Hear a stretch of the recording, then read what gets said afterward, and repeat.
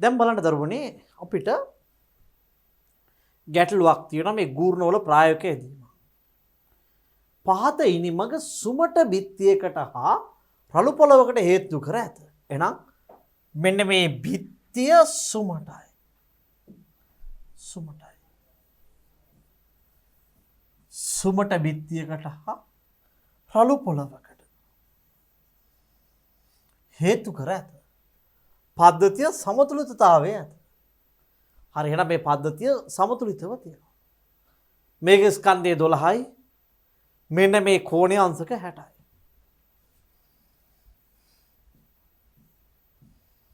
හරි බලමු.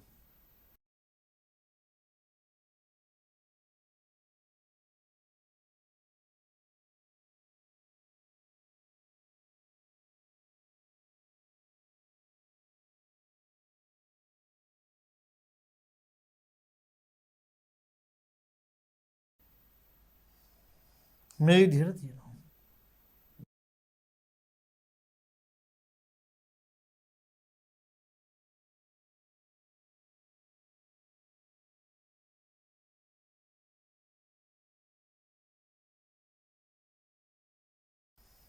දැන් මේ තියෙන ඉනිමගක් මේ ඉනිමග මේ ආකාරයට හේතු කරලා තියෙනවා. හරි. මට මේ ඉනිමගට ලොකු කරන්නම් නැත්තම් අපිට නිකන් කෝණ එහෙම හොයන්න යද්දි පොඩ්ඩක්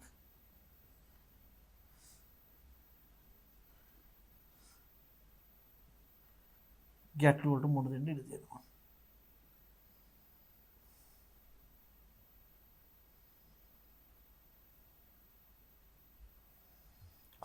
දැන් මං ගත්තොත් මෙන්න මෙයාගේ මෙතන සුමට බිත්තියක්. දැන් මේ බිත්තිය සුමටයි. ඒ වගේ මෙන්න මේ පොළව රළු පොළව. මේ බිත්තිය සුමට බිත්තියක්.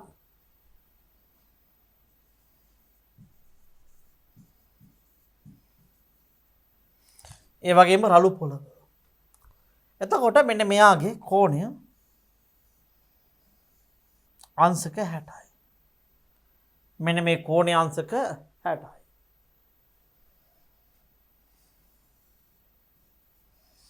එතකොට මෙන්න මෙයාගේ ස්කන්ධය අපිට කියනවා කිලෝග්‍රෑම් 12යි.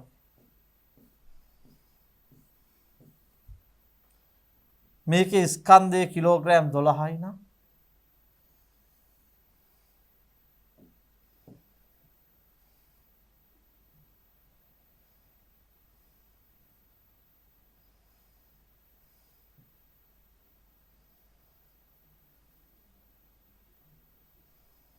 හරි මේකේ බර වෙනවා 120ක් නේ. බලමු. මේකේ ස්කන්ධය කිලෝග්‍රෑම් 12යි නම් බර වෙනවා නිව්ටන් 120. එතකොට දැන් මේක ඊළඟට ගෑවෙන ස්ථානවල ක්‍රියාත්මක වෙන බලයක් තියෙනවා. මෙන්න මේ ගෑවෙන ස්ථානවල ක්‍රියාත්මක වෙන බලයක් තියෙනවා. අපි මේ බලයට කියනවා අභිලම්බ ප්‍රතික්‍රියාව කියලා. මොකක් කියලාද කියන්නේ? අභිලම්බ ප්‍රතික්‍රියාව.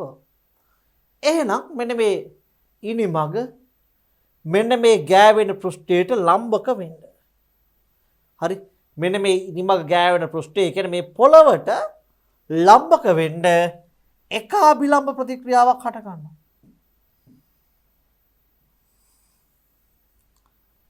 මේක R. ඒ වගේම මෙන්න මේ පෘෂ්ඨයට ලම්බකව එක අභිලම්බ ප්‍රතික්‍රියාවක් ක්‍රියාත්මක වෙනවා. මෙන්න මේක S. දැන් හැම වෙලාවෙම මෙන්න මේ ගෑවිච්ච පෘෂ්ඨයට අභිලම්බ ප්‍රතික්‍රියාව ලම්බක වුණා. ගෑවිච්ච පෘෂ්ඨයට අභිලම්බ ප්‍රතික්‍රියාව ලම්බ වුණා. ඔන්න අපි බර ලකුණු කරගත්තා මේ පෘෂ්ඨයට ලම්බක අභිලම්බ ප්‍රතික්‍රියාව මේ පෘෂ්ඨයට ලම්බක අභිලම්බ ප්‍රතික්‍රියාව. දැන් මෙතන සුමට නිසා සුමට නම් පුතේ ඝර්ෂණයක් ඇති වෙනවද? නෑ. සුමට කියන වචනේ තිබ්බොත් ඝර්ෂණයක් නෑ. එහෙනම් මෙතන රළුයි. දැන් මෙන්න මේ පෘෂ්ඨය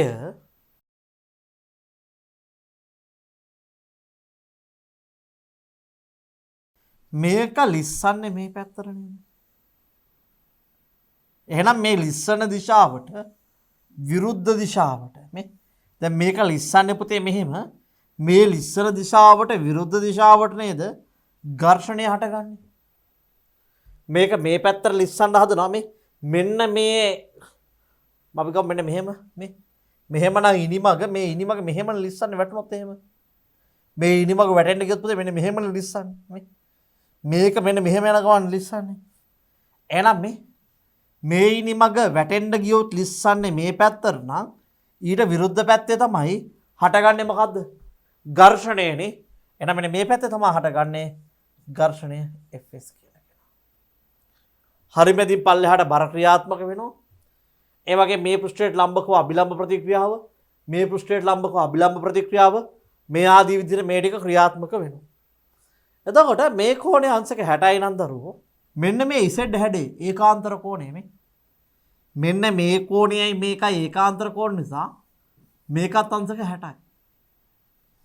එවනම් මේක 60යි නම් පුතා මේ කෝණයේ අංශක කීයද මේ දෙක එකතු අංශක 90යි. එහෙනම් මේක අංශක 30යි. මේක අංශක 30යි නම් මේක අංශක 30යි නම් පුතේ මේ කෝණයේ අංශක කීයද? 30යි. මේ බලන්න 60යි 90යි මේක අංශක 30යි. හරි මේක 60යි නම් මේක 90යි නම් මේක අංශක 30යි.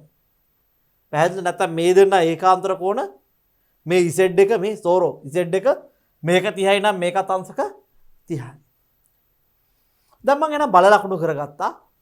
ගෑවිච්ච පෘෂ්ඨ දෙකට ලම්බකව අභිලම්බ ප්‍රතික්‍රියා දෙක ලකුණු කරගත්තා. වස්තුවේ හරිමැදින් පොළවට ලම්බකව අපි ලකුණු කරගත්තා බර.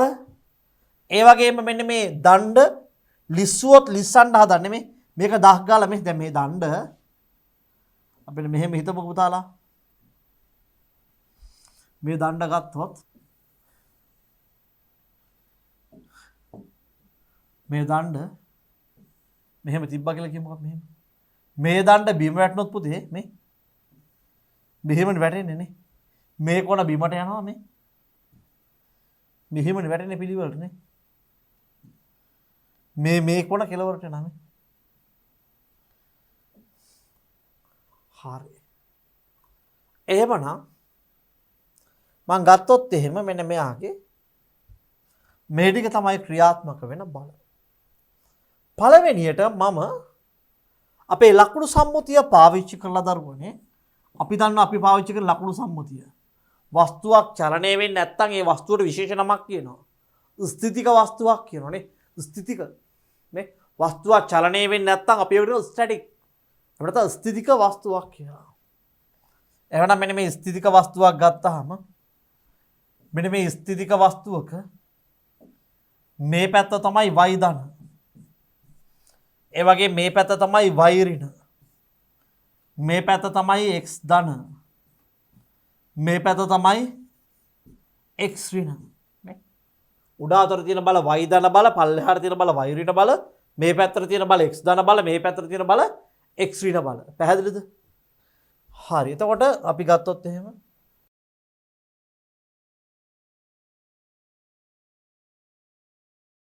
මේ පැත්තට තියෙන බල x ධන බල,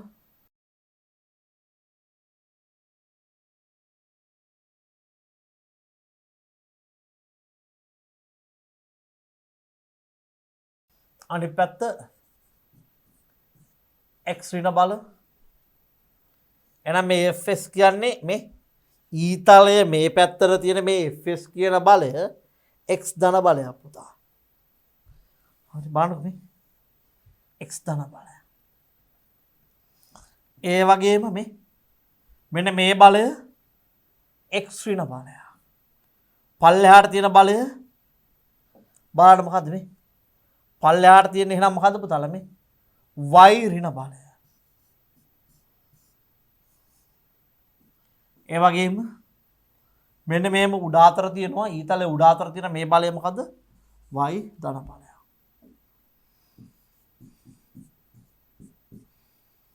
හරි මේ පැත්තට තිබ්බොත් මේ ඊතලයේ මේ පැත්තට තියෙනවා නම් x ධන ඊතලයේ මේ පැත්තට තියෙන බල x ඍණ. ඊතලයේ උඩ අතර තියෙන බල y ධන ඊතලයේ පල්ලෙහාට තියෙන මේ බලය y ඍණ බලය. එහෙනම් මේ වස්තුව සමතුලිතතාවයේ පවතින නම් වස්තුව සමතුලිතතාවයේ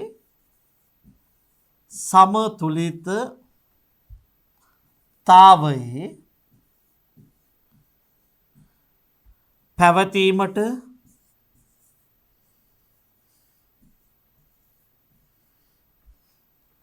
y අක්ෂයේ ධන බල හා y අක්ෂයේ ඍණ බල එකතුව ශුන්‍ය වෙන්න ඕනේ. පුතේ චලනය වෙන්නේ නැහැ කියන්නේ වස්තු වල සංප්‍රයුක්ත බල කීයද? ශුන්‍යයි. සංප්‍රයුක්ත බල ශුන්‍යයි කියන්නේ බලවල එකතුව කීයක්ද වෙන්න ඕනේ? බිඳුවක් කියන්න ඕනේ නේ. එහෙනම් බලවල එකතුව බිඳුවක් කියන්න ඕනේ. හරි එතකොට අපි ගත්තොත් එහෙම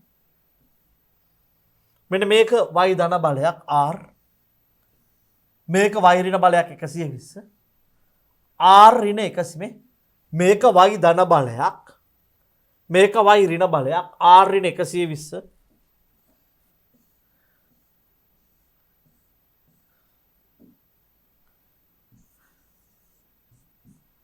r ඍණ 120 සමානයි බිඳුවයි r සමානයි 120යි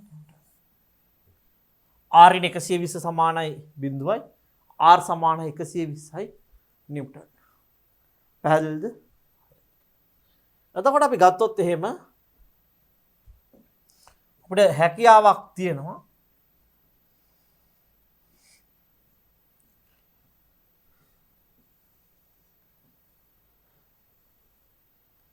x දැන් මේක මේ y ධන y ඍණ බල සමාන වෙන්න ඕනේ බිඳුවට මෙයා y අක්ෂ දිශේ චලනය වෙන්නේ නැත්තම්. ඒ වගේම දැන් මේ වස්තුව සම්පූර්ණයෙන් සමතුලිතයි.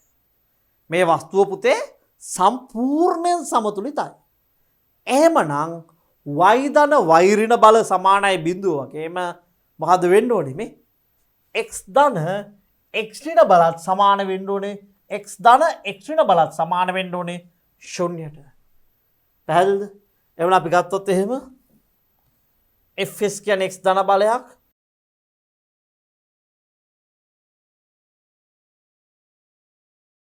අපි ලියමු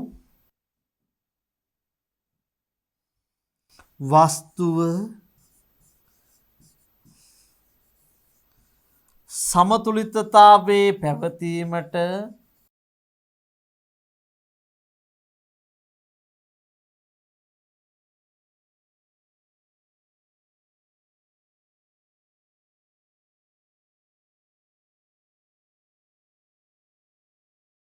x අක්ෂයේ ධන දිශාවට තියෙන බල හා x අක්ෂයේ ඍණ දිශාවට තියෙන බලවල ඓක්‍ය ශුන්‍ය වෙන්න ඕනේ.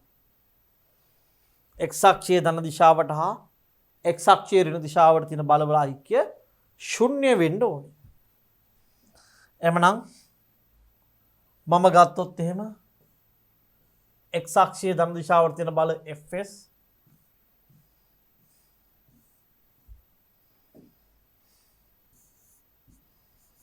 fs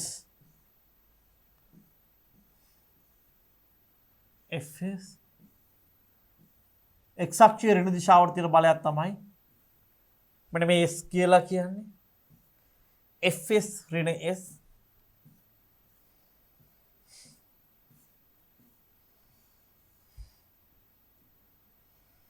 ඍණ s සමානයි බිඳුවයි. එමනම් fs සමාන වෙනවා s ට. මෙන්න මේ fs කියාගේ සමාන වෙනවා s ට. පැහැදිලි නේද?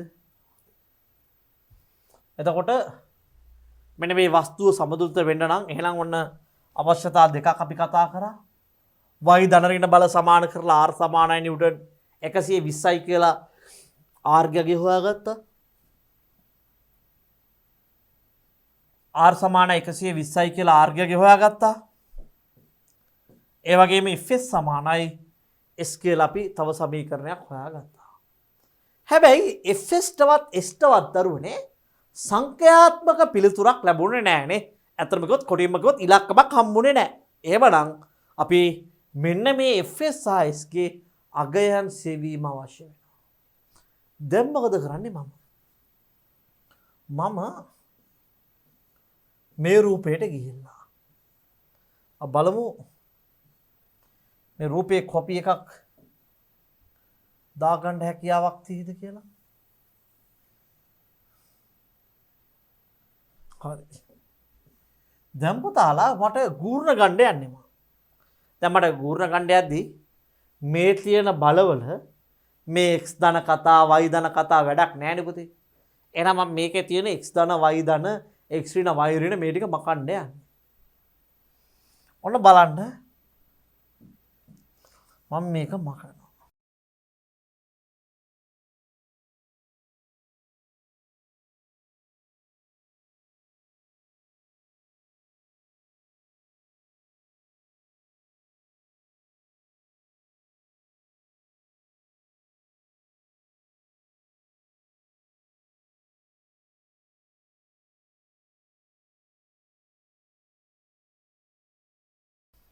මේම තමයි දැන් මම ඉස්සරලම මෙන්න මේ බිත්ති කෑලි පොළවවල් අයින් කරනවා. මේකේ බිත්ති පොළවවල් අයින් කරන්න යනවා. මේ වැඩක් නෑ. ඔයාලත් මේවා අයින් කරලා අලුත් රූපයක් අඳින්න ගන්න ඕනේ. මේ ටික වැඩක් නෑ. දැන් මට පේනවා වැඩියෙන්ම නොදන්න බල තියෙන ලක්ෂය. මේක දැන් r දන්නවනේ. මේකේ fs දන්නේ නැහැ. මේ බලය දන්නවා මේකේ s දන්නේ නැහැ. එහෙමනම් මට වැඩියෙන්ම නොදන්න බලලා තියෙන ලක්ෂ්‍ය දෙකක් තියෙනවා. එකක් තමයි මෙන්න මේ ලක්ෂ්‍ය. අනිත් එක මේක. ඒත් මෙතන බල දෙකක් තියෙන නිසා මම තෝරා ගන්නවා නොදන්න බල මෙතනත් එකයි මෙතනත් එකයි. හැබැයි මෙතන මුළු බල සංඛ්‍යාව දෙකයි. එහෙනම් මම නොදන්න බල වැඩිම කෙනා ගත්තොත් මේ දෙනගම නොදන්න බල තියෙන්නේ එක එක. හැබැයි මේකේ මුළු බල සංඛ්‍යාව වැඩි. ඉතින් මම මොකද කරන්නේ? මෙන්න මේක ඉවත් කරනවා. හරි. දැන් අපි කිව්වොත් මෙන්න මේ ලක්ෂයෙන් ඇයි දැන් මම මේ බල දෙක අයින් කරේ පුතේ? මේ හොඳට තිබ්බ බල දෙක අයින් කරේ ඇයි? මම මෙන්න මේ ලක්ෂයෙන් තමයි ගූර්ණ ගන්න යන්නේ. මම මෙන්න මේ ලක්ෂයෙන් තමයි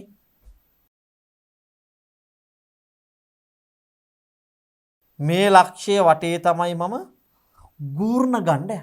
එතකොට මෙන්න මේ ලක්ෂයෙන් පටන් ගන්න බල තියෙනවනේ. මෙන්න මේ ලක්ෂයෙන් පටන් ගන්න බලවල ගූර්ණේ ශුන්‍ය වෙනවා. මේ බලවලින් පටන් ගන්න බලවල එතකොට මොකද වෙන්නේ? මෙන්න මෙච්චරයි ඉතුරුලා තියෙන බල.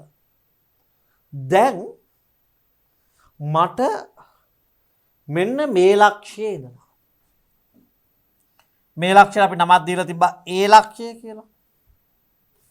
මට මෙන්න මේ A ලක්ෂයේ වටේ ගූර්ණ ගන්න අවශ්‍ය වුණොත් මෙන්න මේ A ලක්ෂයේ වටේ ගූර්ණ ගන්න අවශ්‍ය වුණොත් මෙන්න මේ බලයයි දුරයි ලම්බක නැහැ.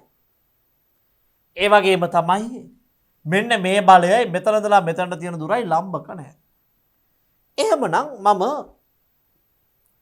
මෙන්න මේ බලය විභේදනය කරනවා.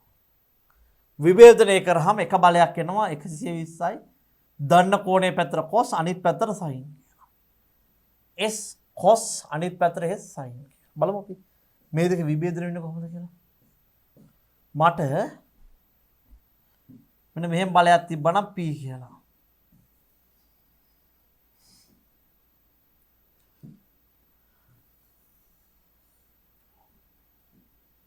මේ කෝණය තීටා නම් මේ බලයේ p නම් මේක තීටා නම් මෙන්න මේ P බලය විභේදනය වෙන්නේ P. ඔන්න පෑනේ තුඩ තියාගත්ත දන්න පැත්තට. මේක රිවර්ස් කරා බල දෙක හැදෙන තැනට P දන්න කෝණයේ පැත්තට cos මේ. එහෙනම් මෙන්න මේ පැත්තට එනවා මොකද්ද? P cos theta. මේ P දන්න කෝණයේ පැත්තටම cos theta.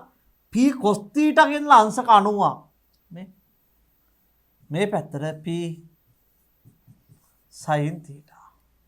P cos theta ආපස්සට අංශක 90 P sin theta. පැහැදිලිද? right. ඒ වගේම මම බලයක් ගත්තොත් එහෙම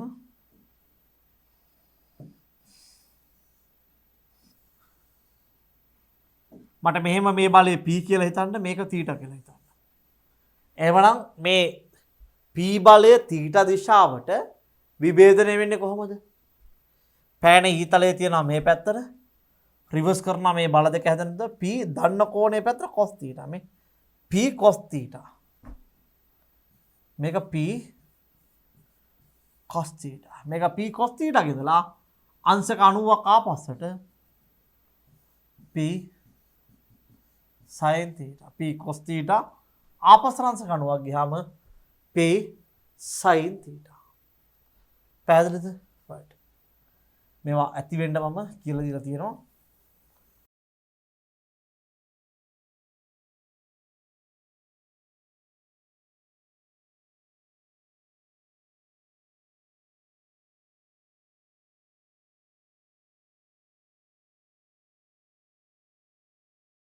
එකසිය 20යි.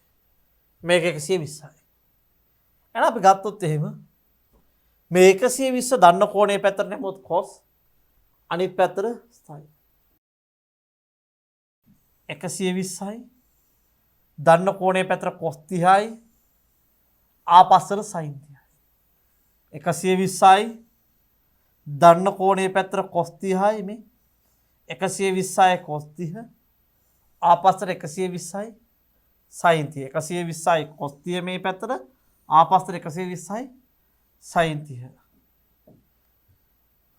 එහෙනම් 120යි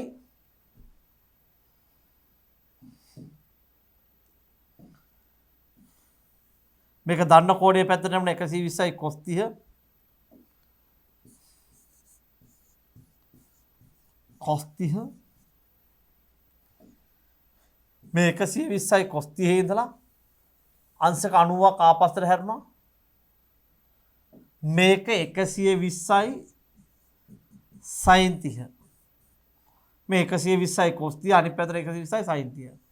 මේ බල දෙක ඉගෙන ලම්බයි මේ 120යි දන්න කෝණයේ පැත්තට cos අනිත් පැත්තට sin. ඒ වගේම මේක අපි s කියලා ගත්තොත් s දන්න කෝණයේ පැත්තට s cos 60යි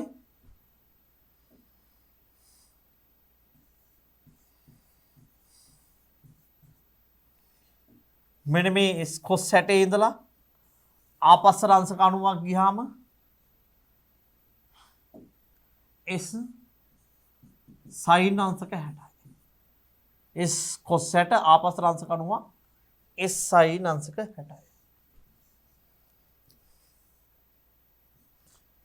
120යි cos 30 120යි sin 30 s cos 60 s sin 60.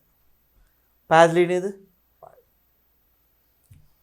එතකොට අපි ගත්තොත් මෙන්න මේ 120 දැන් නැහැ. දැන් මේ s බලය නැහැ. මේවල දැන් වැඩක් නැහැ. දැන් මේ බලය ඉවත් වුණා. මේ බලය ඉවත් වුණා. හරි එතකොට දික් කරාට පස්සේ යම්කිසි බලයක් ඉස්සරහට හෝ පස්සට දික් කරාම මෙන්න මේ ගූර්ණ ගන්න ලක්ෂ්‍ය හරහා යනවා. යම්කිසි බලයක් ඉස්සරහට හෝ පස්සට දික් කරාම මෙන්න මේ ගූර්ණ ගන්න ලක්ෂ්‍ය හරහා යනවා. දැන් මේක දික් කරාම මේක දික් කරාම මේ ගූර්ණ ගන්න ලක්ෂ්‍ය හරහා. එහෙනම් මෙයා දික් කරාම ගූර්ණ ගන්න ලක්ෂ්‍යයක් කරහා යන නිසා මෙන්න මේ බලය ගූර්ණයක් දෙන්නේ නැහැ.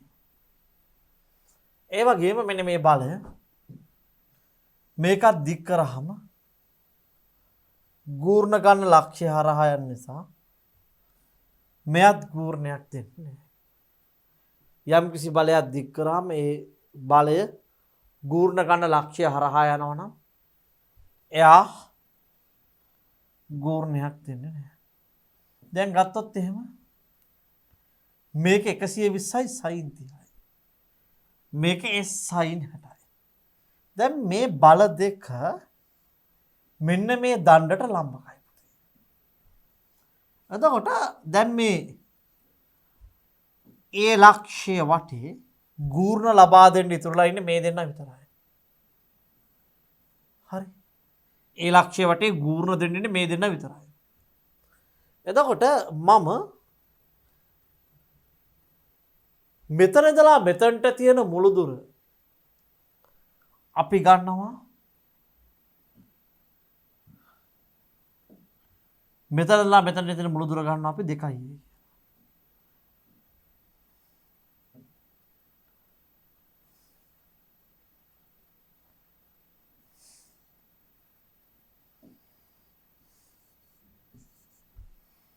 ඒ වගේම මෙතන ඉඳලා මෙතනට තියෙන දුර අපි ගන්නවා සිම්පල් A. පුතේ මේ මෙන්න මෙතනනේ බර ක්‍රියාත්මක වෙලා තිබ්බේ. මෙන්න මේ මුළු දිගෙන් භාගයක් නේද මේ ලක්ෂ්‍ය. මෙන්න මේ මුළු දිගෙන් භාගයක් නේද ලක්ෂ්‍ය. එහෙනම් මේ දිග 2A හරි 2L හරි 2X හරි කියලා ඒ අදාළ කෙනාගේ භාගයක් මම මෙතනට ගත්තොත් ඒ භාගය තමයි මේක වෙන්නේ.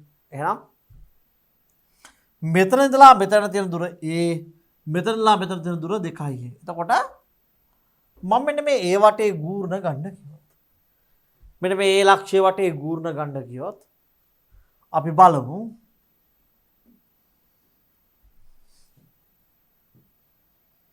මෙහෙම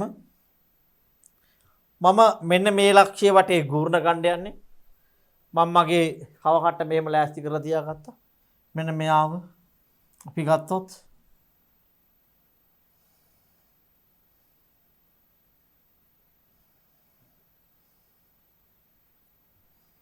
දැන් මෙන්න මේ 120යි sin 30 බලය නිසා මෙන්න මම ලොක් එකේ යකඩ ඇනේ තියාගත්තා කව කට්ටේ මෙහෙම මෙන්න කව කට්ටේ අනිත් ලක්ෂ්‍ය මෙන්න මේ පැත්තට 120යි sin 30ක් නේ. දැන් බලමු මෙන්න මේ බලය මේ පැත්තට එනවා.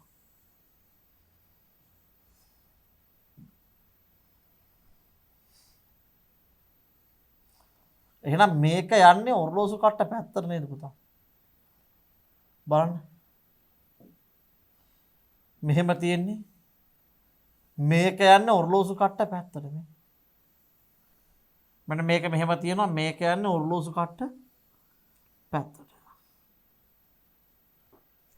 පැහැදිලි නේද? එහෙනම් මේක G ධන. ඒ වගේම තමයි මෙන්න මේක කැරකෙන්නේ ඔර්ලෝසු කට්ට පැත්තට විරුද්ධ පැත්තට නේ. බලමු. කව කට්ට අරගෙන.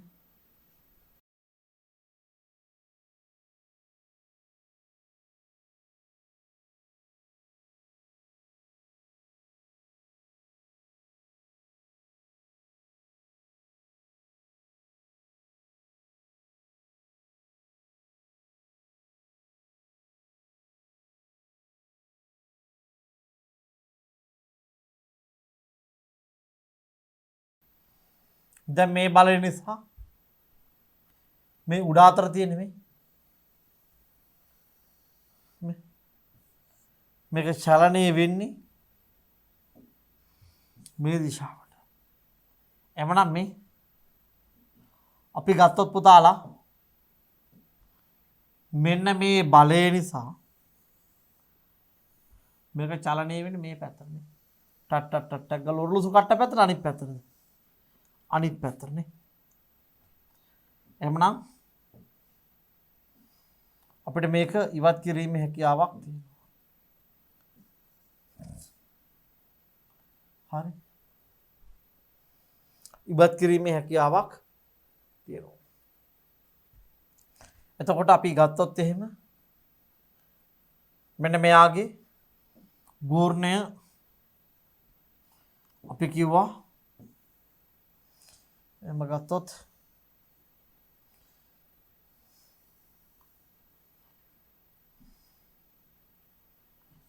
මේ පැත්තට තිබ්බේ කියලා.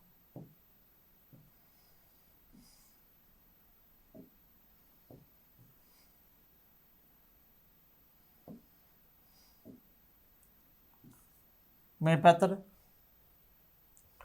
පැත්තට G ධන මේ පැත්තට G ධන මේ පැත්තට G. එහෙමනම් මම ඒ ලක්ෂ්‍ය වටේ ගූර්ණ ගද්දී ඒ ලක්ෂ්‍ය වටා දක්ෂිණාගූර්ත ගූර්ණ ධන ගූර්ණ ගත් ඒ වතාවක් 120යි sin 30.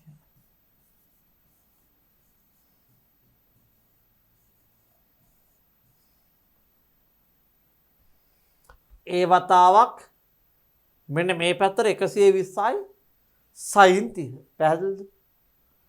හරි. මේ ගූර්ණය ධන.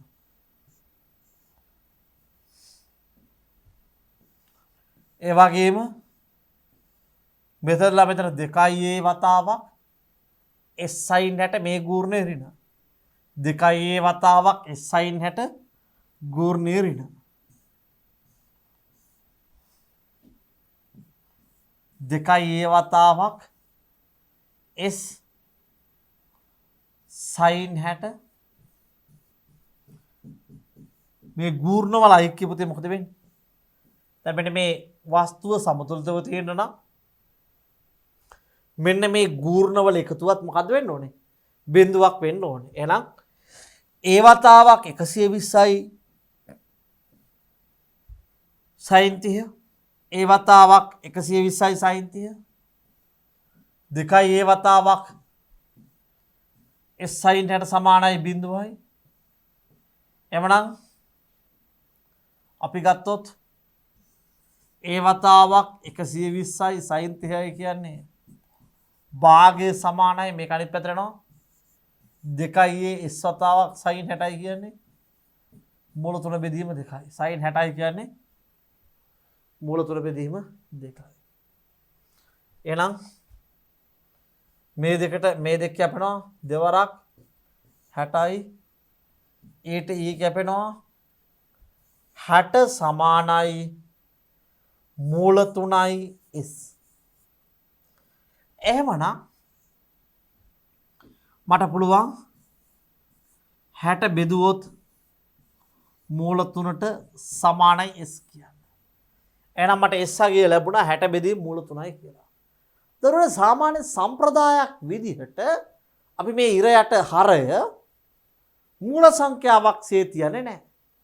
අපි සම්ප්‍රදායක් විදිහට ඉර යට මෙන්න මේ මූල සංඛ්‍යාව තියන්නේ නැහැ මූල සංඛ්‍යාවක් විදිහට. එහෙනම් අපි ගත්තොත් 60 බෙදීම මූල 3 වැඩි කරනවා මූල 3 බෙදීම මූල 3 සමානයි s. මූල 3 වැඩි කිරීම මූල 3යි කියන්නේ 3යි. 60 වතාවක් මූල 3 සමානයි s.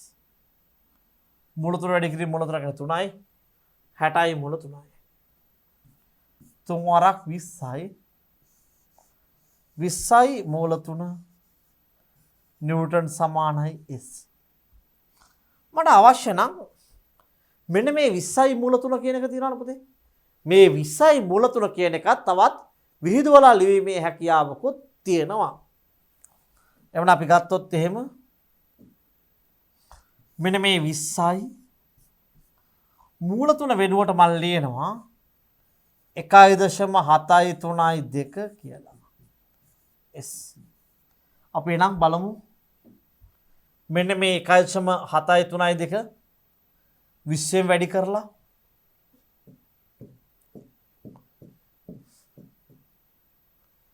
එනවා 34.64 34.64 නිව්ටන් සමානයි S. S අග්‍රේ නම් 34.64. එතකොට අපි කලින් හෙව්වා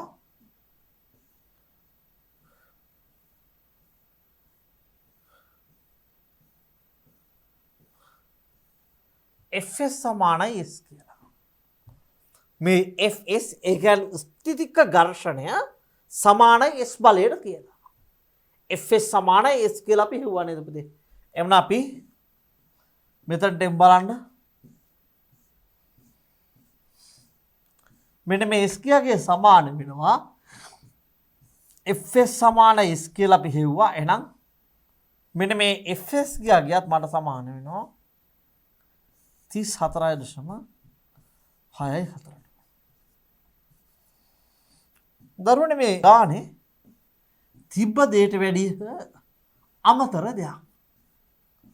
අපි ගත්තොත් එහෙම දැන් අපිට පේනවා මේ ගානක් කොච්චර දීර්ඝ වශයෙන් අපි හදාගෙන යනවද කියලා. මේ DP education ඔස්සේ ඔබට මම හිතන්නේ විශේෂ ගැඹුර නියම ගැඹුර වෙනකන් ඔයාලව එක කරගෙන යනවා. ඉතින් අපි ඊළඟ කොටසේදී මේකටත් වැඩි සංකීර්ණ ගණන් වලට යනවා.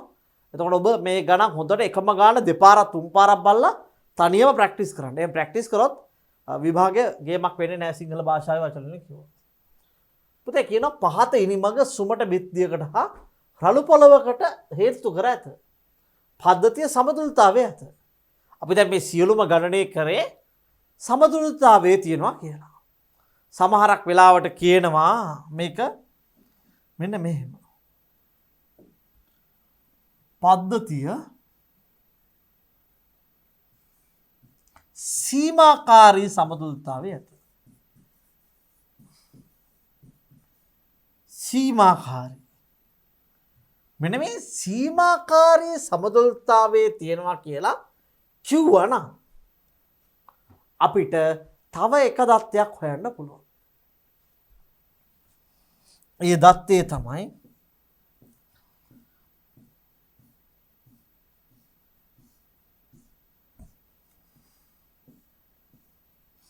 මේක සීමාකාරී අවස්ථාවේ තියෙනවා කිව්වනම් තවත් එක් දත්තයක් හොයන්න පුළුවන්. ඒ දත්තය තමයි පුතා අපිට මෙහෙමනොත් මෙන්න මේ ඝර්ෂණයට කියන්න පුළුවන් Fs මේ වස්තුව සීමාකාරී අවස්ථාවේ තිබ්බනම් මේ ඝර්ෂණයටම විශේෂ නමක් දෙනවා Fs සීමාකාරී කියලා. එහෙනම් මේ Fs සීමාකාරියගේ 34.64යි. Fs සමානයි μs වතාවක් r. Fs සමානයි μs වතාවක් r කියලා මට සමීකරණ තමයි Fs කියන වචනේ මම පාවිච්චි කරන හොඳ නැහැ. Fs සීමාකාරී සමානයි μs වතාවක් r. එහෙනම් අපි ගත්තොත් එහෙම Fs සීමාකාරියගේ අපි මේ Fs ගේ Fs සීමාකාරී අවස්ථාවේදී ඝර්ෂණය කියලා ගමු. මේ වස්තුව සීමාකාරී අවස්ථාවේ තියෙනවා නම් මේ ඝර්ෂණය සීමාකාරී ඝර්ෂණය වෙනවා දරුවනේ. එහෙමනම් 34.64 සමානයි μs වතාවක් r ගියගේ අපිට දීලා තිබ්බා කියයි කියලාද? 120 අමාරු දිනකට.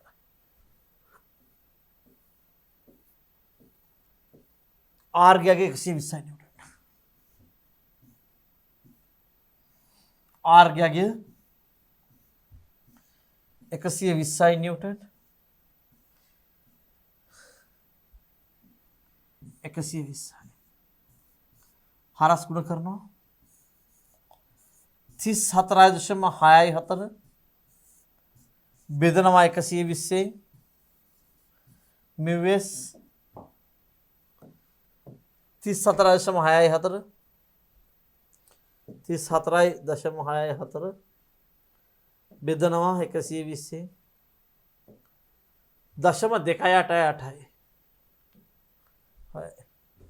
0.28886යි සමානයි μs. μs දරුවෝ ඒකක නැහැ. හැබැයි මේ කොටස හදන්න නම් මේ වස්තුව සීමාකාරී අවස්ථාවේ තියෙනවා කියලා කියන්න අවශ්‍ය වෙනවා. දරුවනේ එහෙනම් අපි මේ වගේම තව ගැටලුවකට යමු බලන්න. දැන් පහත ඉනිමග සුමට බිත්තියකට හා රළු පොළවකට හේතු කර ඇත. පද්ධතිය සමතුලිතතාවයේ ඇත. හරි.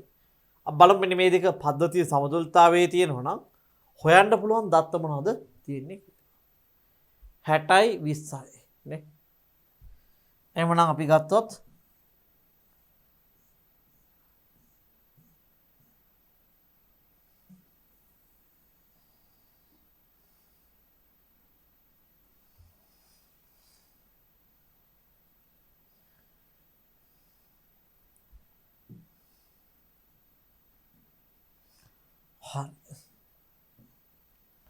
මෙහෙම තියෙනවා.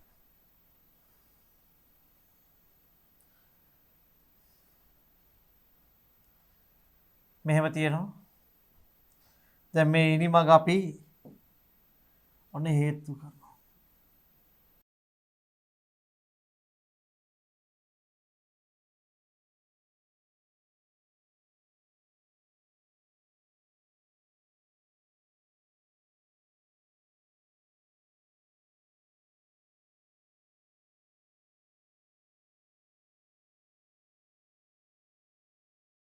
මෙහෙම හේතු කරලා තියෙනවා. දැන් මේ තියෙන්නේ මේ කෝණාංශක 60යි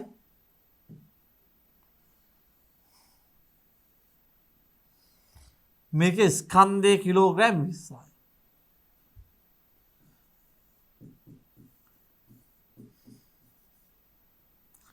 මේ ලක්ෂයේ ඒ ලක්ෂය මේ ලක්ෂයේ B ලක්ෂය.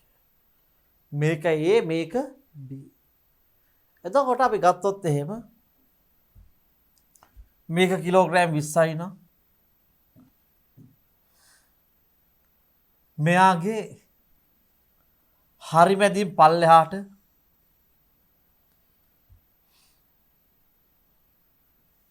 ක්‍රියාත්මක වෙනවා බර. එතකොට මේක ස්කන්ධයේ 20යි කිලෝග්‍රෑම් නම් බර වෙනවා 200යි නිව්ටන්. ස්කන්ධයේ 20යි කිලෝග්‍රෑම් නම් බර වෙනවා 200යි නිව්ටන්. එතකොට අපි මෙන්න මේ ලක්ෂයට ලම්බකව මෙන්න මෙයාට ලම්බකව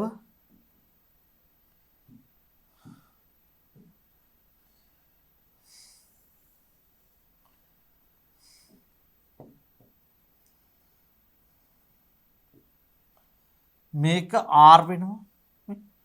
දැන් මේ ගෑවෙන පෘෂ්ඨයේ තියෙනවනේ පුතාලා. මෙන්න මේ ගෑවෙන පෘෂ්ඨයට ලම්බකව තමයි අභිලම්බ ප්‍රතික්‍රියාව හටගන්නේ. මට ඕන මේ අභිලම්බ ප්‍රතික්‍රියාව R කියන්න පුළුවන්. එහෙම නැත්නම් RA කියන්නත් පුළුවන්.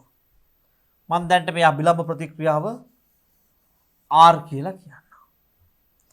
එතකොට දැන් මේ වස්තුව මෙතනත් ගෑවෙනවා පුතාලානේ. බලන්න. මෙන්න මේ ස්ථානෙත් ගෑවෙනවා. එහෙමනම් මෙන්න මේ ගෑවෙන ස්ථානයට ලම්බකව මෙතනත් ක්‍රියාත්මක වෙනවා අභිලම්බ ප්‍රතික්‍රියාවක්. මේක අපි කියමු S කියලා. මේක R මේක S කියලා කියමු. එතකොට මේක අංශක 60යි.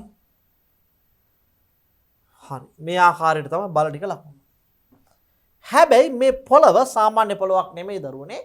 රළු පොළවක්. මේ බිත්තිය සුමට බිත්තිය. මේ පොළව රළු පොළවක්. මේ බිත්තිය සුමට බිත්තියක්. එහෙනම් සුමට බිත්තියකට යම් කිසි කෙනෙක් ගෑවුණා කියලා ඝර්ෂණයක් හට ගන්නවද? නෑ, ඝර්ෂණයක් හට ගන්නෑ. මේ බිත්තිය සුමට නම් පුතේ මේ සුමට බිත්තියක ගෑවුණා කියලා ඝර්ෂණයක් හට ගැනීම සිද්ධ වෙන්නේ නෑ. එහෙනම් අපි ගත්තොත් එහෙම මෙතන තියෙන පොළව රළුයි. මේ රළු පොළවත් එක්ක මෙයා ගෑවෙද්දී මේ රළු පොළවේදී මෙතන ඝර්ෂණයක් ඇතිවීම අවශ්‍ය වෙනවා. හරි. මෙන්න මේ රළු පොළොව මෙතන ගෑවෙද්දි මෙතන ඝර්ෂණයක් ඇති වෙනවා. එහෙමනම් මේ දණ්ඩ ගත්තොත් මෙන්න මේ කොටස අපි මෙහෙම කරමු. දැන් මේ වගේ තියෙන කෙනා අපි ගත්තොත් මේ ලිස්සන්නේ මෙන්න මෙහෙමනේ. මෙන්න මෙහෙම ලිස්සන්නේ නේ.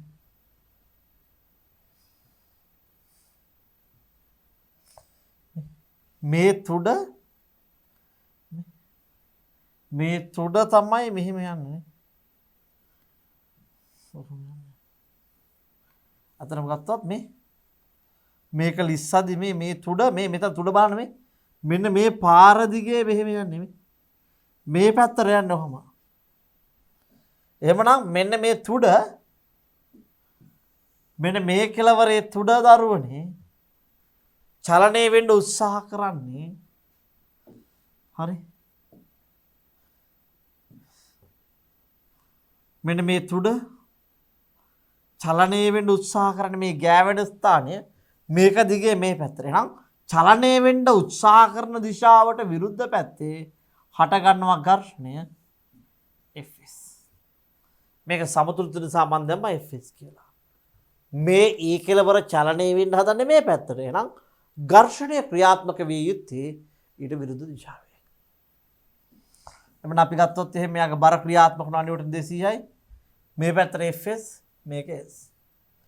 එතකොට මේක 60යි නම් මේකත් නිව්ටන් 60ක් වෙනවා. මේක නිව්ටන් 60යි නම් මේක අංශක 60යි නම් මේකත් අංශක 60ක් වෙනවා. මේක අංශක 60යි නම් මේක අංශක 90යි.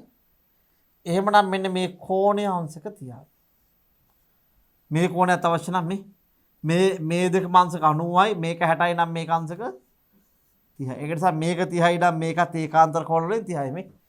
මේ කෝණේ මේකයි ඒකාන්තර කෝණ වලින් 60යි. මේක 60යි නම් මේක 90යි නම් මේක 30යි. එහෙම නැත්නම් මේක 60යි නම් මේක 30යි මේක 30යි නම් මේකත් අංශක 30යි. පැහැදිලි නේද? හරි. එමනම් මෙයාගේ බර ක්‍රියාත්මක වෙනවා නිව්ටන් 200යි. අභිලම්බ ප්‍රතික්‍රියාව R මේ පැත්තට Fs බලයක් ක්‍රියාත්මක වෙනවා. හරි.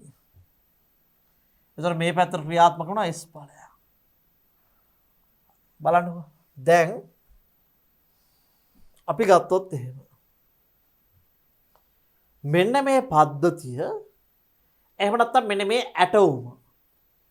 මේ ඇටවුම සමතුලිතයි කියන්නේ දරුවනේ. මෙන්න මේ තියෙන ඇටවුම සමතුලිතයි කියන්නේ මෙන්න මෙයාගේ මෙන්න මේ පැත්තට තියෙන බල. සාමාන්‍යයෙන් අපි මේකට කියන ලකුණු සම්මුතිය කියලා.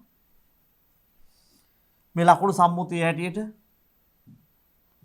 මේ ඊතලයේ මේ දිශාවට තියෙන බල y ධන බල, මේ දිශාවට තියෙන බල y ඍණ බල, මේ පැත්තට තියෙන බල x ධන බල, මේ පැත්තට තියෙන බල x ඍණ බල. ඉහළට තියෙන බල y ධන බල, පහළට තියෙන බල y ඍණ බල, මේවා x ධන බල, මේවා x ඍණ බල. ඒතර අපි ගත්තොත් එහෙම මේ y ධන y ඍණ, x ධන x ඍණ මේ බලවල ඓක්‍යයන් ගත්තොත් මෙන්න මේ y ධන සහ y ඍණ බලවල එකතුව සමාන වෙනවා ශුන්‍යයට. x ධන සහ x ඍණ බලවල එකතුව සමාන වෙනවා ශුන්‍යයට. පැහැදිලිද? හරි. බලමු.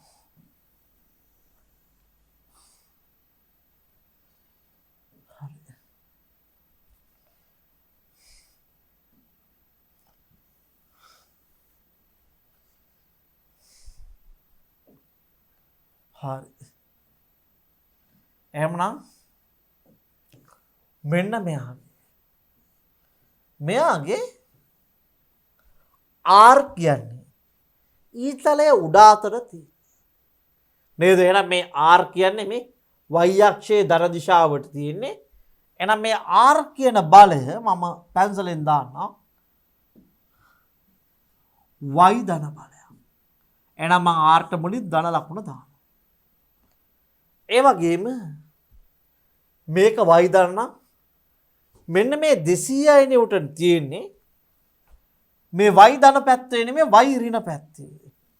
එහෙනම් මට මේ 200යි නිව්ටන් කියන එක ලියන්න පුළුවන් y ඍණ බලයක් කියලා. මේක ඍණ 200යි. හරි.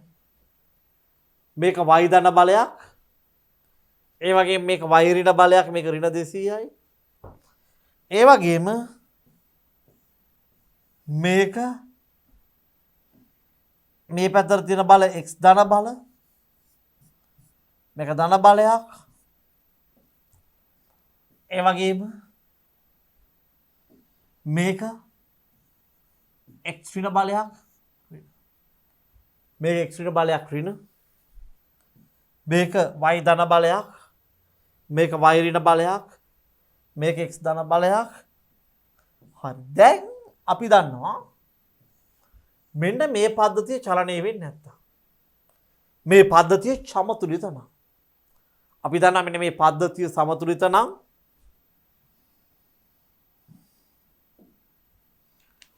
පද්ධතිය සමතුලිත නම්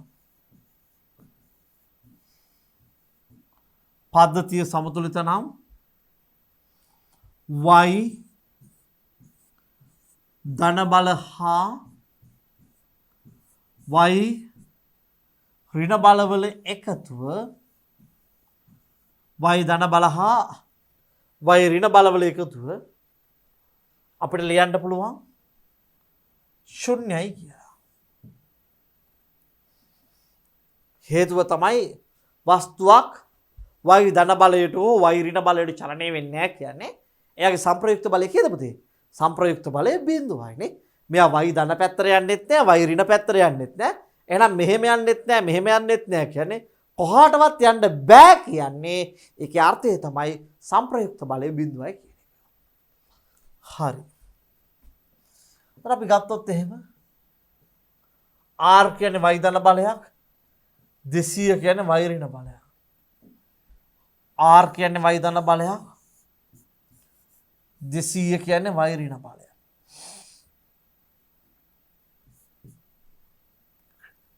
එහෙමනම් r කියන්නේ මේ බලන්න y අක්ෂයේ ධන බලයක්, 200 කියන්නේ y අක්ෂයේ ඍණ බලයක්.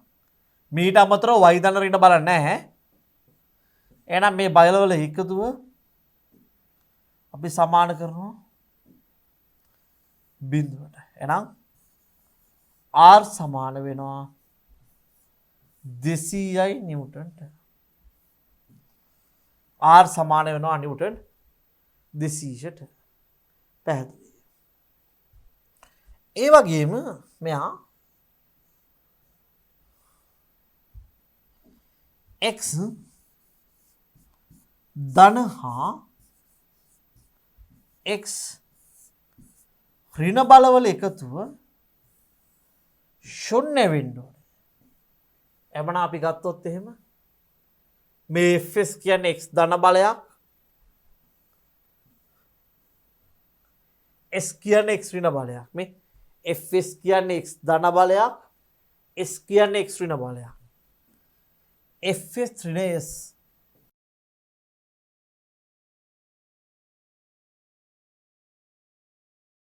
fs ඍණ s සමානයි බිඳුවයි.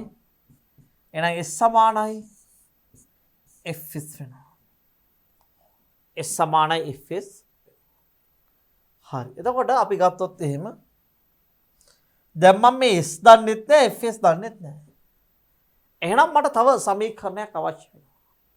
පුතේ සමතුලිත වෙන්න නම් y අක්ෂයේ බල ශුන්‍ය වෙන්න ඕනේ, x අක්ෂයේ බල ශුන්‍ය වෙන්න ඕනේ. ඊට අමතරව මොකද්ද? ඕනෑම ලක්ෂයක් වටේ අපි ගන්න ඕනෑම ලක්ෂයක් වටා ගූර්ණවල බල ගූර්ණවල ඓක්‍ය ශුන්‍යයක් වෙන්න ඕනේ. හරි. එහෙනම් අපි ගත්තොත් එහෙම මෙන්න මේ රූපයේ අපි ගත්තොත් මෙන්න මෙයාගේ ඕනෑම ලක්ෂයක් වටා මේ ලක්ෂය වෙන්න පුළුවන්, මේ ලක්ෂය වෙන්න පුළුවන්, මේ ලක්ෂය වෙන්න පුළුවන්. මේ වස්තුව මත ඕනෑම ලක්ෂයකදී බල ගූර්ණවල ඓක්‍ය ශුන්‍ය වෙන්න ඕනේ. ඕනෑම ලක්ෂයකදී බල ගූර්ණවල ඓක්‍ය මොකද වෙන්න ඕනේ? ශුන්‍ය විය යුතුයි. බිඳුවක් වෙන්න ඕනේ. එහෙමනම් මම ගත්තොත් මෙන්න මෙයාගේ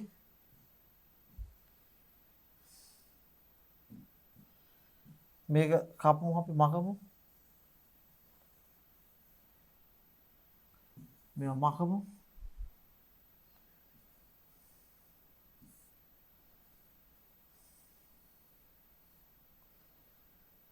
මකමු.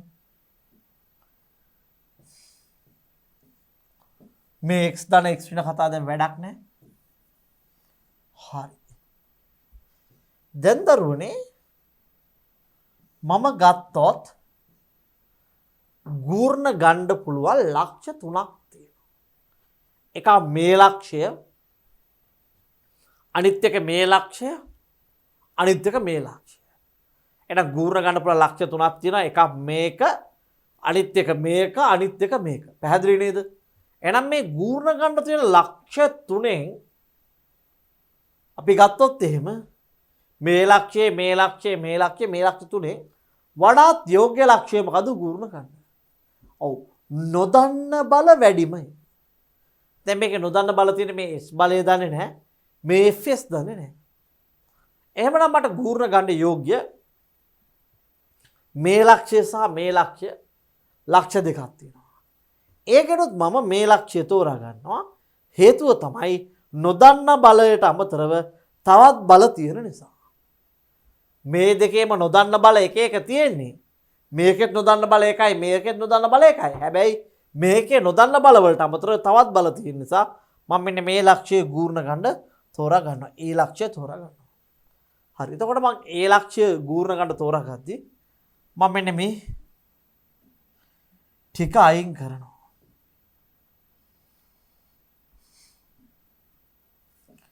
අයින් කරනවා. මේ බිත්ති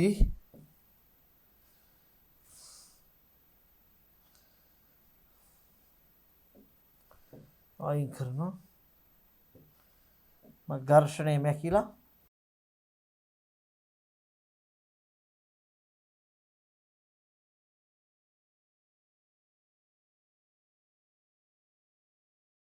දැන් ක්ෂීණ කතා නැහැ නේද? දැන් මට ගූර්ණ ගන්න ලක්ෂයෙන් පටන් ගන්න බල. දැන් මේ ලක්ෂය ගත්තොත් පුතාලා මම මෙන්න මේ ලක්ෂයෙන් තමයි ගූර්ණ ගන්න පටන් ගන්න. නේද? එහෙනම් ගූර්ණ ගන්න පටන් ගන්න ලක්ෂයෙන් පටන් ගන්න බල ගූර්ණ දෙන්නේ නැහැ. පැහැදිලිද? එහෙනම් මම මෙන්න මේ ලක්ෂයෙන් මේ ගූර්ණ ගන්න තෝරාගත්තේ මම මෙන්න මේ ඒ ලක්ෂය පටන් ගන්න බල වේවා. දික් කරාට පස්සේ ඒ ලක්ෂය හරහා යන බල වේවා. ගූර්ණ ගන්න ලක්ෂයෙන් පටන් ගන්න බල වේවා. ඉස්සරහට හෝ පස්සට දික් කරාට පස්සේ අදාළ බලය මේ ගූර්ණ ගන්න ලක්ෂය යනවා නම් වේවා. අදාළ බලය ගූර්ණ දෙන්නේ නැහැ පුතේ. එහෙනම් අපි ගත්තොත් එහෙම මෙන්න මෙයාගේ මේ පැත්තට මෙන්න මේ බලය සහ මේ බලය දෙකම ගූර්ණ ගන්න ලක්ෂයෙන් පටන් ගන්නවා. ඒක නිසා මෙයා ගූර්ණ දෙන්නෙත් නැහැ. මෙයා ගූර්ණ දෙන්නෙත් නැහැ. එහෙනම් මෙන්න මේ බල දෙකම මොකද වෙන්නේ? ගූර්ණ දෙන්නේ නැහැ. ඒ සමය දෙන්නවම අයින් කරනවා.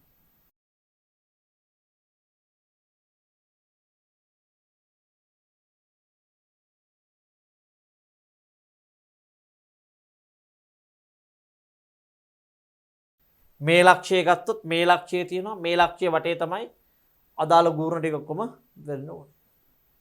පැහැදිලිද? ඒ නිසා මේ ලක්ෂය වටේ තමයි ගූර්ණ ටික යන්නේ.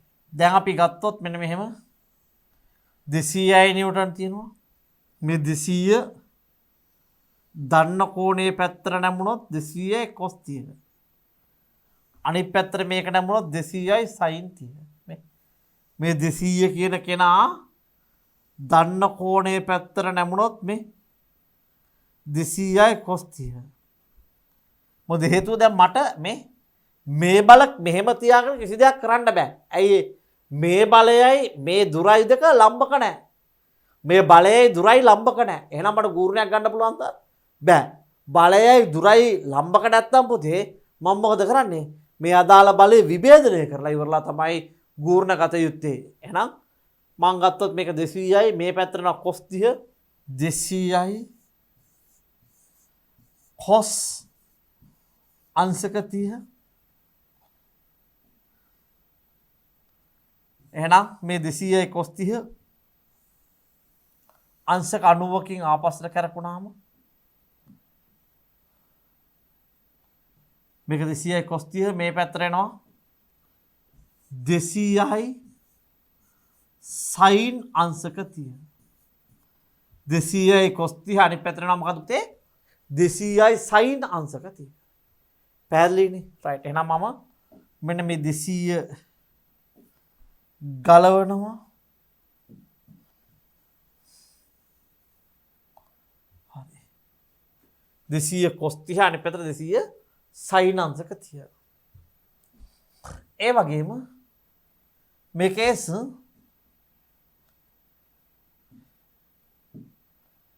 මේ S කියන බලය දන්න කෝණයේ පැත්තට නමුනොත් S cos 60යි මේ S කියන කෙනා දන්න කෝණයේ පැත්තට නමුනා ඊතලේ පල්ලෙහාට මේ S cos 60යි මෙන්න මේ S cos 60යි කියන බලය මෙන්න මේ cos 60ට ලම්බක වෙන්න නමා ගත්තොත් මේ S cos 60ත් එක්ක අංශක 90ක් හදුවොත් මේක S sin අංශක 60යි. හරි එතකොට මට මෙන්න මේ S බලය ඉවත් කිරීම හැකියාව තියෙනවා.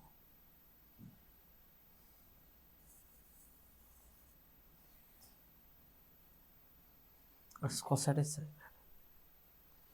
200යි cos 30 200යි sin 30. හරි එතකොට මම මෙන්න මේ බල දික් කරාට පස්සේ මෙන්න මේ ඒ ලක්ෂ්‍ය හරහා යනවා. මෙන්න මේ බලයන් දෙක දික් කරාම මෙන්න මේ ඒ ලක්ෂ්‍ය හරහා යනවා. එhmenan මේ යම්කිසි බලයක් පුතාලා යම්කිසි බලයක් දික් කරාට පස්සේ යම්කිසි බලයක් දික් කරාට පස්සේ ගූර්ණ ගන්න ලක්ෂ්‍ය හරහා යනවා නම් යම්කිසි බලයක් දික් කරාම ඒක මේ බලය ඉස්සරහට දික් වෙන්නත් පුළුවන් පස්සට දික් වෙන්නත් පුළුවන්. මේ යම්කිසි බලයක් මේ ඉස්සරහට පස්සට දික් කරලා බලනවා අපි ගූර්ණ ගන්න ලක්ෂ්‍ය හරහා යනවා. මේ මේක ඉස්සරහට දික් කරද්දී මේ ලක්ෂ්‍ය හරහා යනවා. එහෙමනම් මේ ඉස්සරහට ඕ පස්සට දික් කරද්දී ගූර්ණ ගන්න ලක්ෂ්‍ය හරහා යනවා. එයා ගූර්ණයක් දෙනවද පුතේ? නැහැ ගූර්ණයක් දෙන්නේ නැහැ. එහෙනම් මම මෙන්න මෙයා ගත්තොත් එහෙම මෙයා ගූර්ණයක් දෙන්නෙත් නැහැ. අපි මේ බලයක් ගත්තොත් එහෙම මේ බලය ඉස්සරහට දික් කරාම මේ බලය ඉස්සරහට දික් කරාම මේ හරහා යනවා.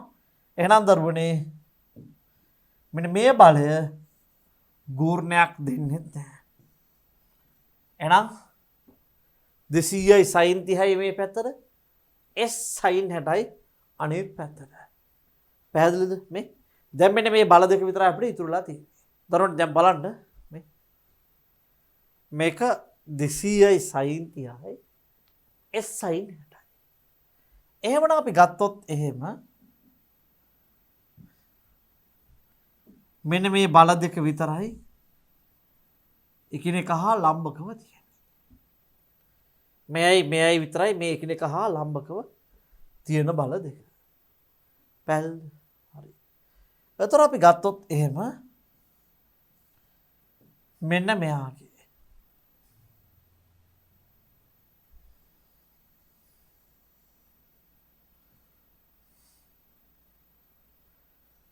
දැන් 200යි sin 30 මම මේ පැත්තේ ලොක් කරා මේ 200යි sin 30 බලය නිසා මෙයා නැමෙන්නේ මේ දිශාවට. දැක්කද මේ? දැන් මෙන්න මේ බලය නිසා මේ බලන්න මේ මේ බලය නිසා නෙමෙයි මෙන්න මෙහෙම. දැන් මෙහෙම යනවා කියලා කියන්නේ අපි ගත්තොත් එහෙම මේ අතර යනවා කියන්නේ මේ ඔර්ලෝසු කට්ට ගමන් කරන පැත්ත. හරි. අපි දන්නවා ඔර්ලෝසු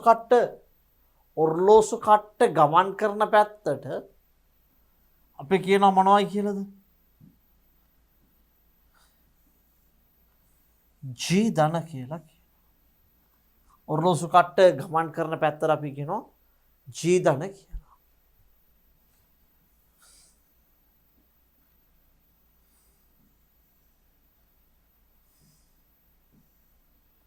හරි. එතකොට දැන් මේ උඩ බලය තියෙන්නේ බලන්න. මෙන්න මේ උඩ බලය තියෙන්නේ මේ පැත්තටනේ. එවනම් මේක මෙන්න මේ පැත්තට නැමෙනවා කියලා කියනවා. හරි. මේ පැත්තට නැමෙනවා කියලා කියන්නේ. මොකක් කියලාද? හරි. දැන් මේ පැත්තට කැරකුණා නම් ගූර්ණය ධන. එහෙමනම් මේ පැත්තට කැරකෙන්නේ නැතුව මේ අනිත් පැත්තට කැරකෙනවා නම්. හරි. මෙන්න මේ පැත්තට කැරකෙන්නේ නැතුව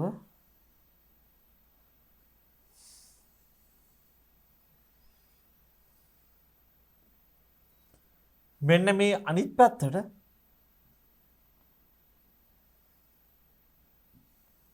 මෙහෙම කැරකිලා තියෙනවා නම් මේ අපි කියනවා මේ පැත්තට කැරකිච්ච ගූර්ණය ධන මීට විරුද්ධ දිශාවට කැරකිච්ච ගූර්ණ අපි කියන මේවා G ධන මේවා G ඍණ. පැහැදිලි නේද? මේ පැත්තට කැරකිච්ච ගූර්ණ G ධන මේ පැත්තට කැරකිච්ච ගූර්ණ G ඍණ. එහෙමනම් මම මෙතන ඉඳලා මෙතනට තියෙන දුර 2a හරි 2l හරි 2x හරි කුමක් ආකාරයටව ගන්න පුළුවන්. මම ලියනවා වගන්තය විදිහට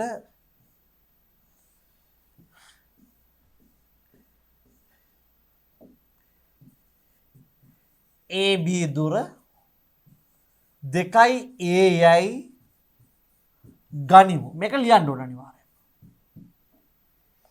දැන් මෙන්න මේ AB දුර ගත්තා 2a කියලා. එහෙමනම් දැන් අපි ගත්තොත් එහෙම මෙයා වටේ ගූර්ණ ගත්ති. මෙතන ඉඳලා මෙතනට 2a නම්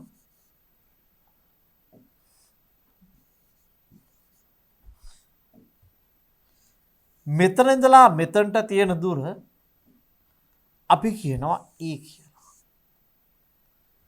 මෙතන ඉඳලා මෙතනට තියෙන දුර 2a නම් මෙතන ඉඳලා මෙතනට තියෙන දුර ගන්නවා a කියලා. පැහැදිලිද? එතකොට S sin 60 වතාවක් 2a මේ මෙතන ඉඳලා මෙතන 2a වතාවක් S sin 60 2a වතාවක් S sin අංශක 60 2a වතාවක් S sin 60 මේක ඍණාංගයක්. මෙන්න දුර මෙන්න බලය. මේ දුරයි බලයයි දෙක ලම්බක වෙන්න ඕනේ. එහෙනම් අපි ගත්තොත් එහෙම S sin 60 වතාවක් 2a මේක G ඍණාංගයක් නිසා ඍණ දැම්මාම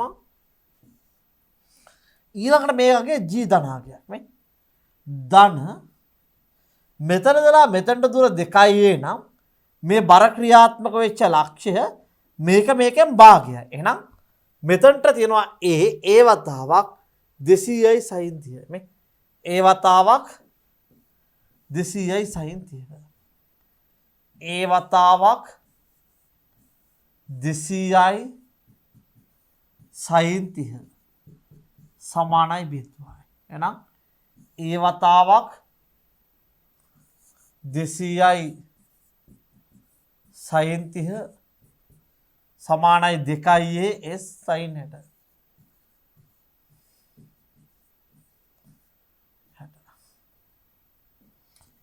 2a sin 60. අපි ඒට ඒ කැපුවා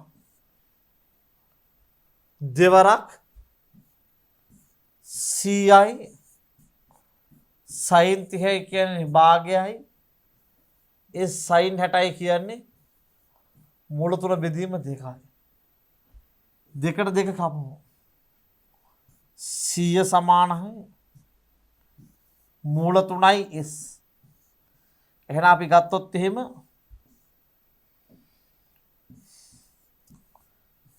100 බෙදීම මූල 3 සමානයි s. 100 බෙදීම මූල 3 සමානයි s. සාමාන්‍යයෙන් අපි මෙන්න මේ හරය ඉර යට කියන හරකා උඩ ළමයා නෙමෙයි මේ යට ඉන්න හරකා උඩ ඉන්න ළමයා නේ හරකගේ පිටේ ළමයා මිස ළමයාගේ පිටේ හරකා ඉන්නේ නැහනේ. එහෙනම් මෙන්න මේ හරය පරිමේය විය යුතුයි.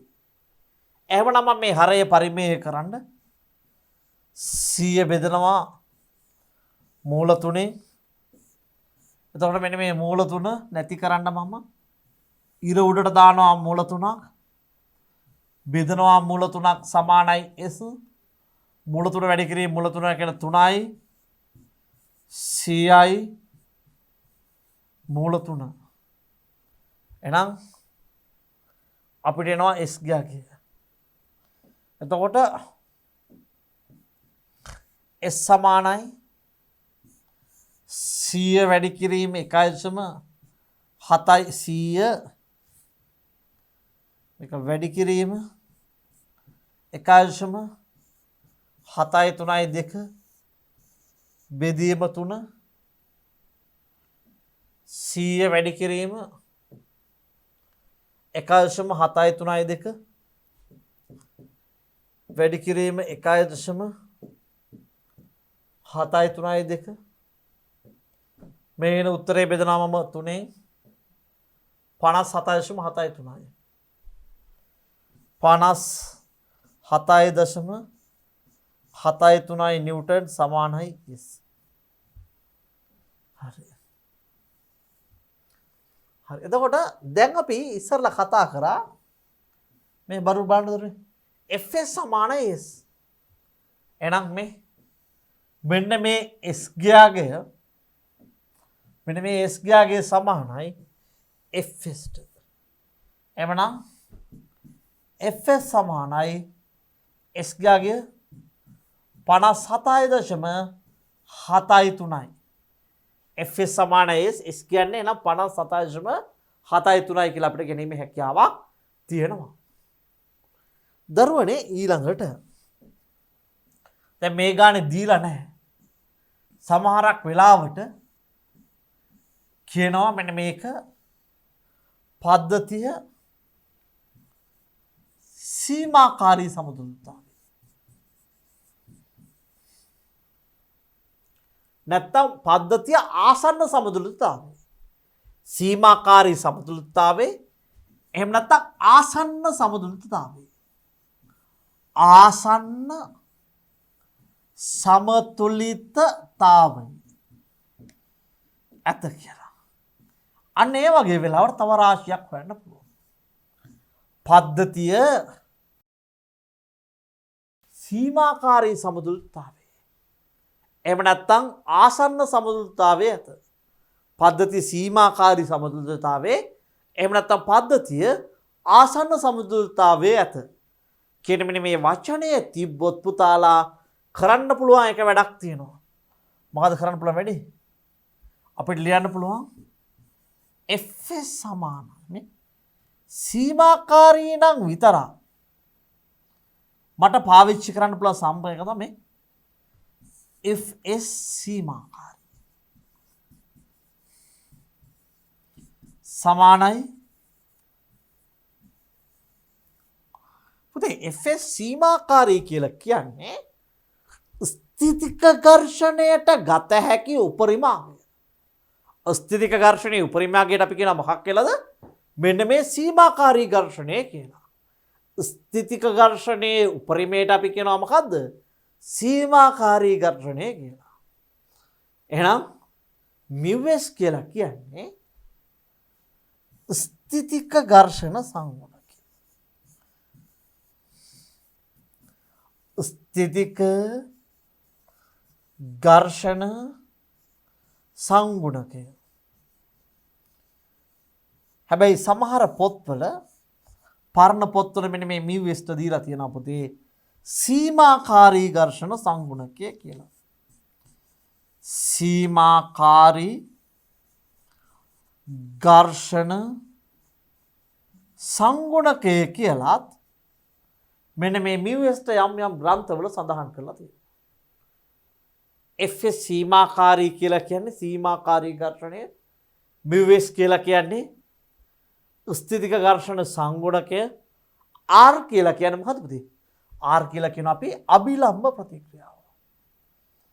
R කියලා කියන අපි අභිලම්බ ප්‍රතික්‍රියාව. අභිලම්බ ප්‍රතික්‍රියාව. හරි. එහෙනම් R කියලා කියන අපි අභිලම්බ ප්‍රතික්‍රියාව. එතකොට මට මෙන්න මේ සමීකරණ දැම්මොත් Fs සීමාකාරී සමානයි. ඒ කියන්නේ 57.73 සමානයි 57.73 සමානයි මිව්ස් වතාවක් R ගියාගේ අපිට ලැබෙලා තියෙනවා නිව්ටන් 200යි කියලා. මේ බලන්න පුතේ R ගියාගේ නිව්ටන් 200යි. එහෙනම් මම දානවා මෙතන R ගියාගේ නිව්ටන් 200යි. එතකොට 57.73 බෙදීම 200 සමානයි මිව්ස් වෙනවා 57.73.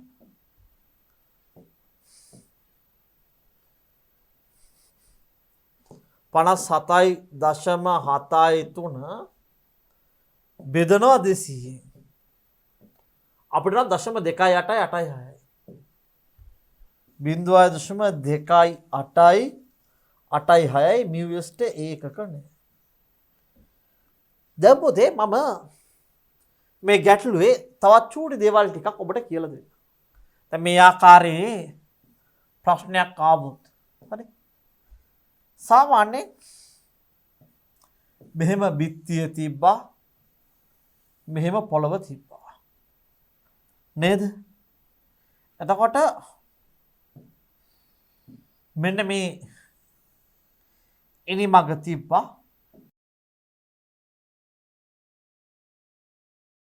මේ ඉනිමග මෙහෙම තිබ්බා.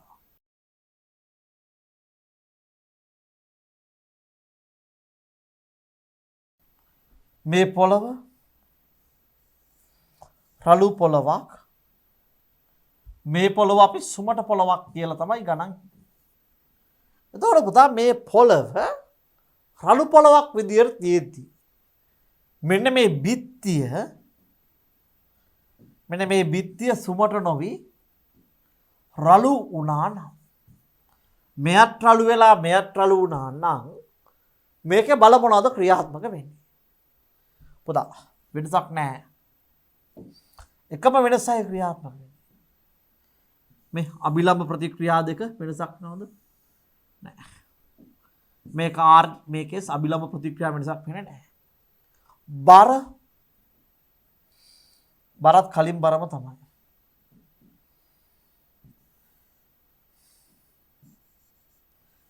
එතකොට ඝර්ෂණ බලයන් දෙක. පුතේ දැන් මෙතනත් රළුයි මෙතනත් රළුයි. මෙතන රළු නම් අපි දන්නවා මේ ස්ථානයේ චලනය වෙන්න හැමේ මෙන්න මේ ගැට්ට චලන වුණොත් චලනය වෙන්න හදන්නේ මේ පැත්තට. මේ ගැට්ට චලනය වුණොත් රිස්සාගෙන ඉන්නේ මේ පාර දිගේ. එහෙනම් මොකද වෙන්නේ ඝර්ෂණය මේ පැත්තට. මම මේ ඝර්ෂණයට දාන්නම් F1 කියලා පුතා. හේතුව මෙතන ඝර්ෂණයයි මෙතන ඝර්ෂණය සමාන වේද අසමාන වේද? ගොඩක් වල අසමාන වෙන්නේ. මේක එක ඝර්ෂණයක් මේක එක ඝර්ෂණයක්. එහෙනම් මේක මම F1 කියලා ගන්නවා. එතකොට මෙන්න මේ දණ්ඩ පුතේ ලිස්සුවත් ලිස්සන්නේ මෙන්න මේ පාර දිගේ පල්ලෙහාට නේද? මේ දණ්ඩ ලිස්සුවොත් මෙන්න මෙහෙම නේද ලිස්සන්නේ? බලන්න. මෙන්න මේ දණ්ඩ ලිස්සුවොත් මෙන්න මේ පාර දිගේ නේද මේ? මෙන්න මේ මගේ පාර දිගේ නේද ලිස්සන්නේ මෙහෙම. එහෙනම් මෙයා මේ පාර දිගේ ලිස්සනවා නම් මේක රළුයි නම් මෙයාගේ ඝර්ෂණය ක්‍රියාත්මක වෙන්න ඕනේ මීට විරුද්ධ පැත්තට. තේරුණාද? මේක චලනය වෙන්න උත්සාහ කරන්න මෙන්න මෙහෙම පල්ලෙහාට නම් ඊට විරුද්ධ පැත්තට නම් ඝර්ෂණය තියෙන්න ඕනේ. මේකේ ඝර්ෂණය තියෙන්න ඕනේ පුතේ උඩ පැත්තට. පැහැදිලිනේ? එහෙනම් මෙයාගේ ඝර්ෂණය තියෙන්න ඕනේ මේ පැත්තට. හරි. සමහර වෙලාවට අපෙන් අහනවා මෙන්න මේ ප්‍රශ්නය. මේ දෙකම රළු වෙච්ච වෙලාවට බල සටහන දක්වන්නේ කොහොමද කියලා. මේ දෙන්නගේ බලයන් දෙක සමාන නැහැ. මේක R S කියලා දෙනවා වගේම සමහර වෙලාවට දෙන්න පුළුවන් මෙන්න මෙහෙම පුතේ. R1 R2 කියලා දෙන්නත් පුළුවන්. හරි. මේ බල දෙක R1 R2 කියලා අපිට දීමේ ඉඩ කඩක් තියෙනවා. එතකොට අපි ගත්තොත් එහෙම මෙන්න මෙයාගේ මේක රළුයි අපි හිතමු මේක සුමටයි කියලා.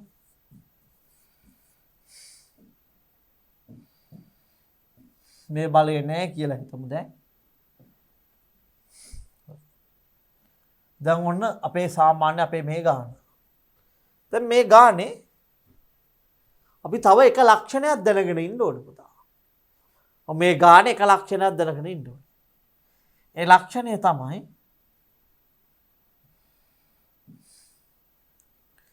මම මෙන්න මේ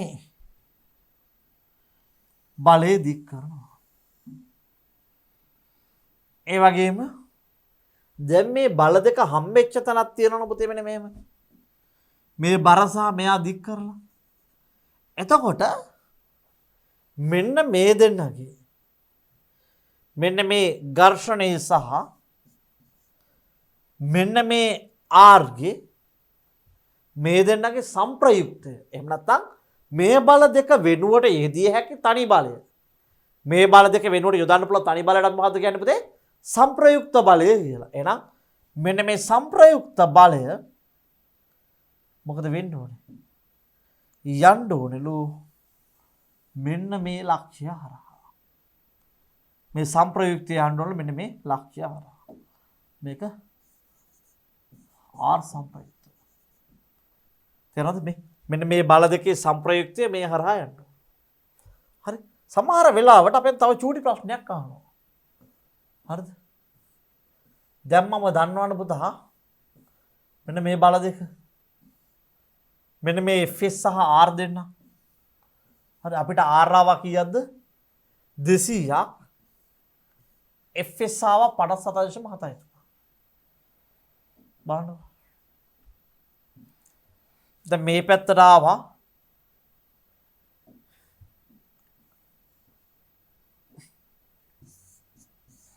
Fs ආවා 57.73. ඒ වගේම R ආවා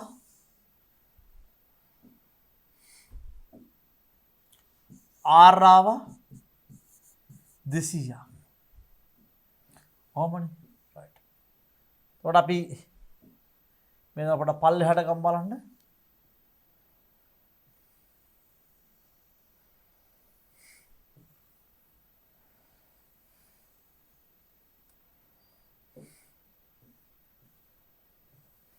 මේක අපි 57.73යි 57.73යි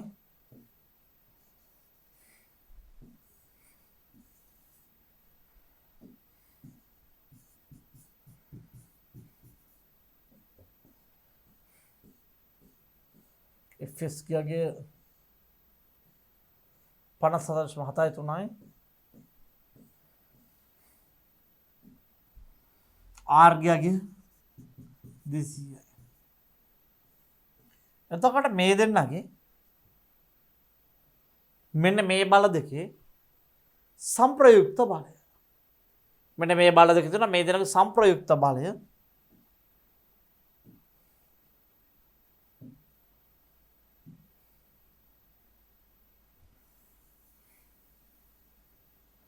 ගත්තොත්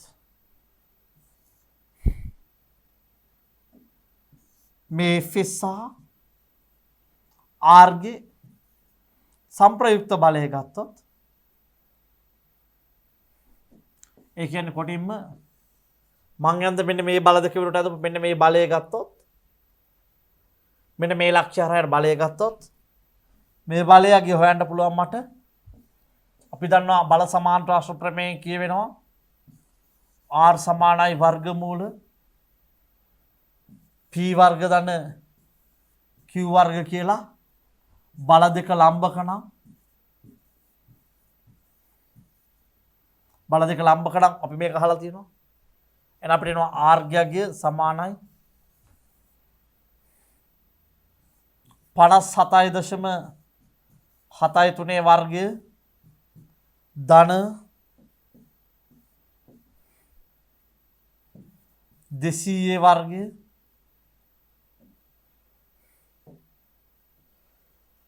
57.73 වර්ගය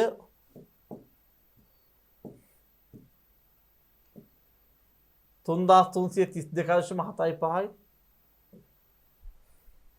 3332.75යි ධන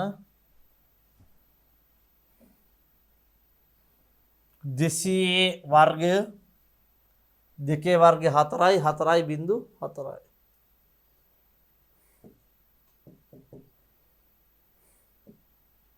40000යි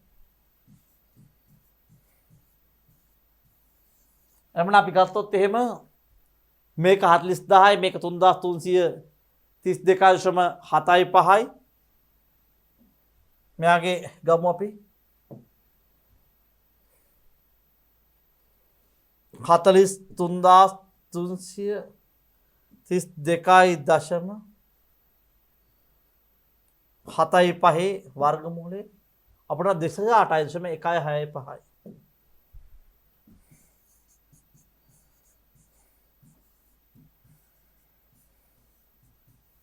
ආසන්න විදිහට. ඒ වගේම අපිට මෙන්න මේ කෝණය අපිට අවශ්‍ය නම් මේ කෝණය අපිට අවශ්‍ය නම් අපිට ලියන්න පුළුවන්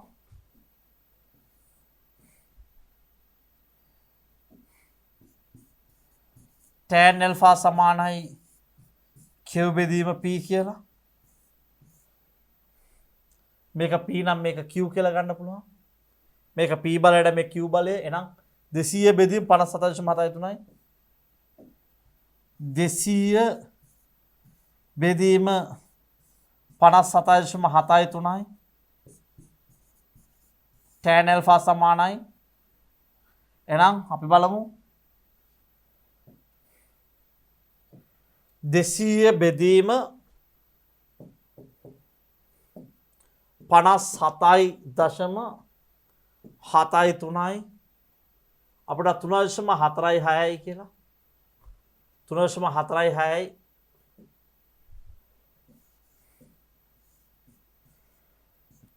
tan alpha එමනම් මට මෙන්න මෙයාගේ alpha ගාගේ ලියන්න පුළුවන්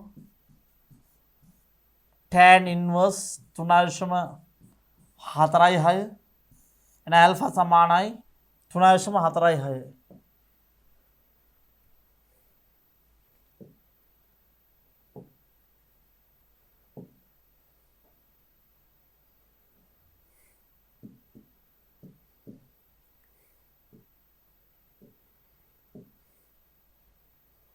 අපිට එනවා 73.879 73.88 කියලා ගමු අපි 73.88 අංශක මේක අංශක මේක කලා නෙමෙයි මේ 73.88 අංශක විදිහට තමයි අපි මෙන්න මේ